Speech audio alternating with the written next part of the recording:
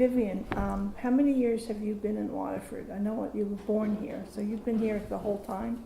Yes. Hmm? Yeah. 86. 86 years? Yeah. I worked Moulton Snack Shop, so I didn't have any meals with them.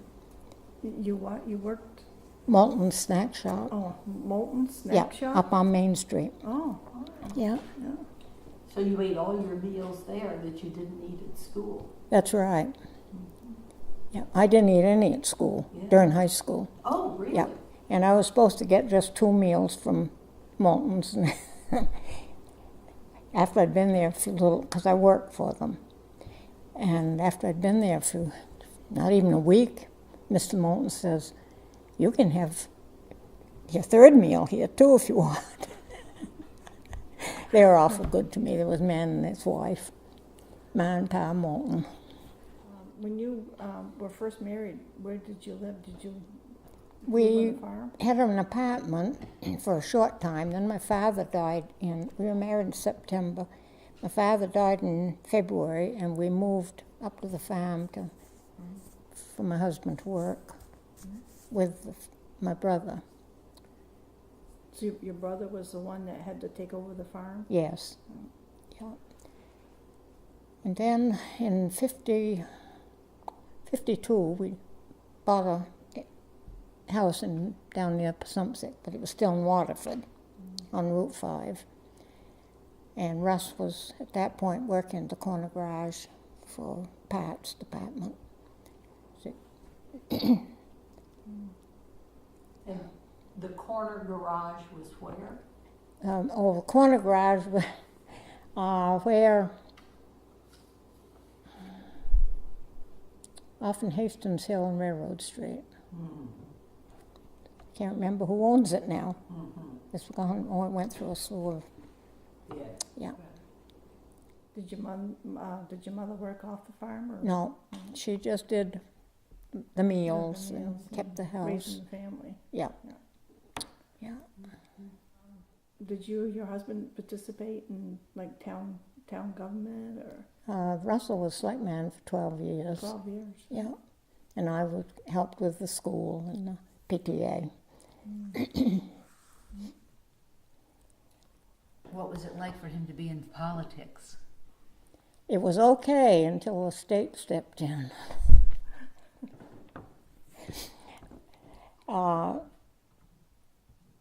They could do what needed to be done. And Russ finally, he said after the last few years, he said, "I can't do any more." Did you get a lot of phone calls like at night? No, he didn't. Really? No, not too bad. More from the garage than he did. Oh. Some of the loggers would break down, they'd call and needed parts. So he was a mechanic for. He Most could of be, his life? but he was took care of the parts department for the mechanics. He was there, I don't know, he went through about 30 bosses. Because that garage changed hands a lot. And where He was went in 46, and I think it was 85 that when Wayne Ford took over. Gave him 2-hour notice and said, "That's it." Oh, it was, and he was 55. Oh boy, that was hard. And he had all these kids, because we had 3 foster children. His brother had died, and the mother died earlier, so we took the 3 kids, and it was quite a blow. He didn't even know what was going to happen. After Russell lost his job, how did you guys manage? Well, Mr. Warren had a garage on Warren's Flat. I think it's where Webb is now, Webb. And so he called Russ right up. He says, "I need a man." He says, "And I know you're good." He says, "Will you come and help?" And so Russ did. And but Tap and Die was Northeast Tool was a spin-off from Tappan Dye, and they were looking for help, so Russ decided he'd go there where he could have more, get a little pension and stuff. And so he did. He gave his notice, and he said, he says, I don't want to lose you. And he offered to set up an account for him, but Russ said no, he thought he better not. And it wasn't too long after that he went under, or I don't know, he just got sick of working, and he was an older man. So I think his name was Warren, his last name. Russ did work from Mr. Warren and his two boys. That was at the Ford garage. Is that earlier? Yeah, that was earlier, yeah, before he got. And I asked Mr. Warren one time, I said, would Russell do something that would make Wayne can him? And he said no. He says Russell would not do a thing. He'd just do what he was supposed to do, but it was money. He didn't want to pay him what he was getting, and he had a car to drive. I had a demo, and he didn't. So he called me at 3. He had said at noon, don't wait supper, you feed the kids, and because I'm going to take inventory. About 3 o'clock, phone rang, it was Russ, and he said, pick me up at 5. I says, what? Because he had a truck to pick up. And yeah, he said, you pick me up at 5. And I said, you haven't been canned, have you? Joking. He said, yes. I still didn't believe it until I picked him up, and he come out with his toolbox that he had, his personal things. Look on his face was, yeah. But we got through it. How long was he at, was it Northeast Tools? 15 years, yeah, because he got a little pension. Which, Well, that's good. yeah, so I get a little pension now. So you said earlier that you and Russell had gone to work at the farm or gone to live on the farm and be there? Yeah, we were there 2 times. The first time was just Russ and I. I can't remember why I guess Glenn thought he could handle it by himself. And the herd wasn't as big at that time. So that's when Russ went to the corner garage. Then, when Ted and Kathy were small, they were born in 52 and 54. And Glenn wanted us to come back and try, and so we did, but there wasn't enough money coming in for both families. Yeah. So that's when we decided to buy the house in Passumpsic. Yeah, well, it's not in Passumpsic, it's in Waterford, but You must have quite a few acres of farmland. I think there was 500 500 in all, acres. yeah. Because did anybody do any logging? They- Forestry? They did. I think before Grandpa bought it, there was a logging company that over by back of Stiles Pond, they had logged that. And because somehow they were connected in the deed. And then my folks bought that property. And I don't know, they must have logged off from the first part of the property, because I've got pictures of the logging, and that was about the time they decided to put a sawmill in, and it was during the Depression, and it worked good because people around would bring their logs, and Uncle Carl, he's very, very talented with his machinery, didn't like cattle, so he wouldn't farm that way, but he took care of the machinery. And the horses, when they had horses, he loved horses. So that worked out pretty well. Did they use the sawmill for anything else?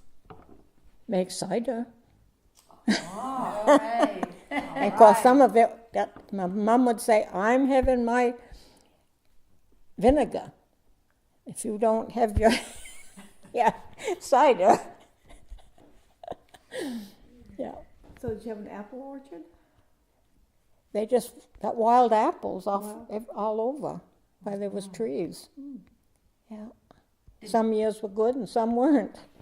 Did you do any of that? No, I used to watch. Yeah. I was pretty young at that point.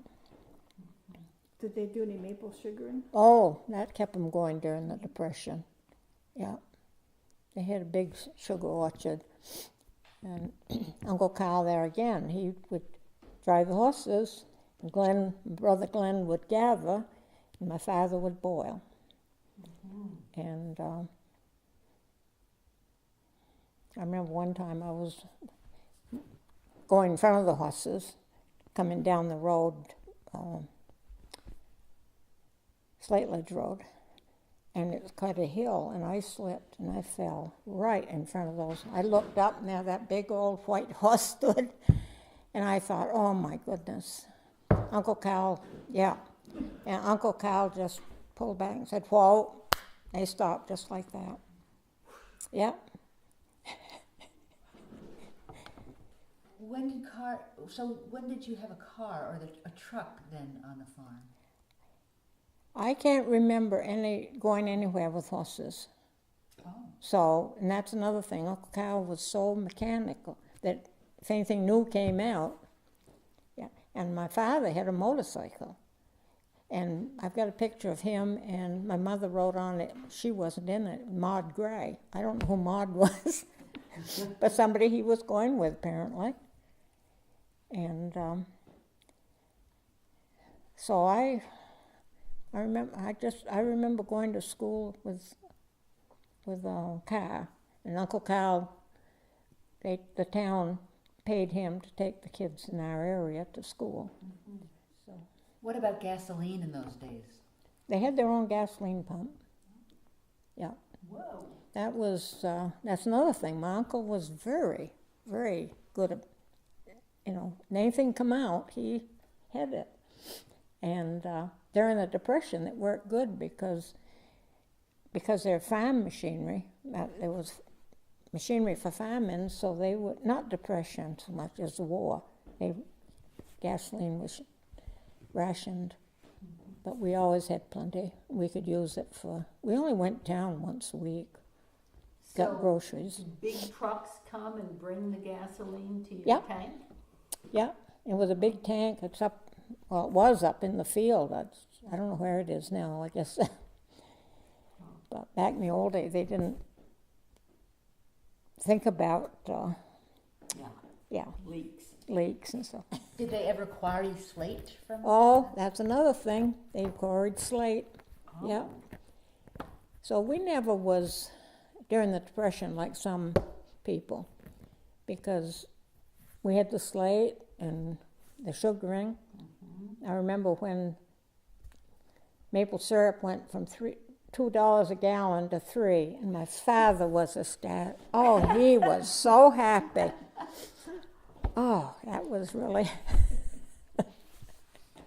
So the farm is different now in that the road, Slate Ledge Road. Yes. And you also had a barn and a shed.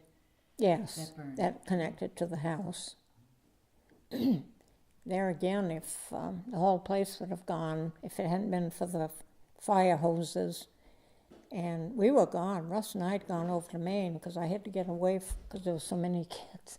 So every so often we'd go to Maine. Well, Judge Wesley said it. She says, you go. And so went over, and Sunday morning before we came home, phone rang, and it was Kathy saying the barn had burned.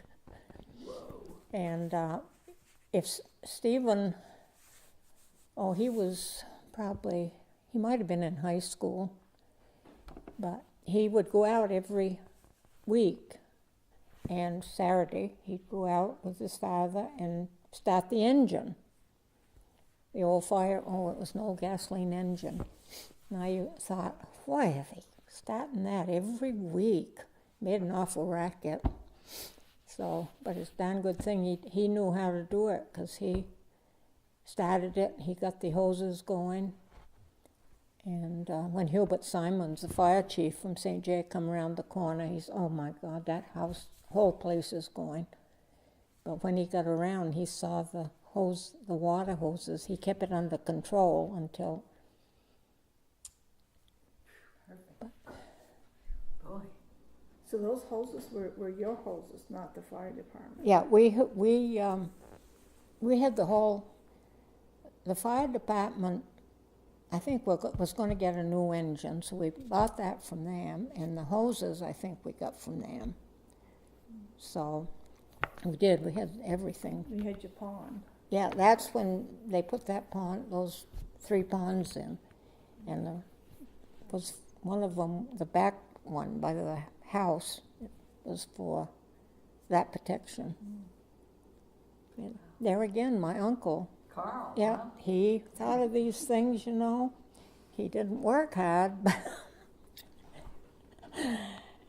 but he kept things going. Yeah. I was going to say, it sounds like he was very important from He time to he time. was. Right. Yeah. We had we churned butter too, and we sold that. It was a churning room off the kitchen, and now we made it into a apartment. Right. So yeah, they made butter and sold it.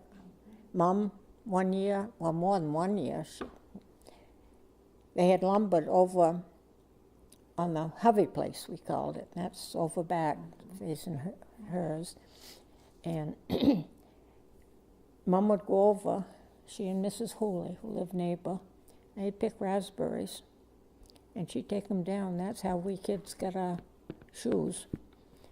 She'd take them down and sell them on, I don't know, probably to the grocer, I'm not sure. But they sold potatoes to a lot of people in town, bushel at a time. But the raspberries went into shoes. Yep, and we had plenty to eat, too. Thank you very much.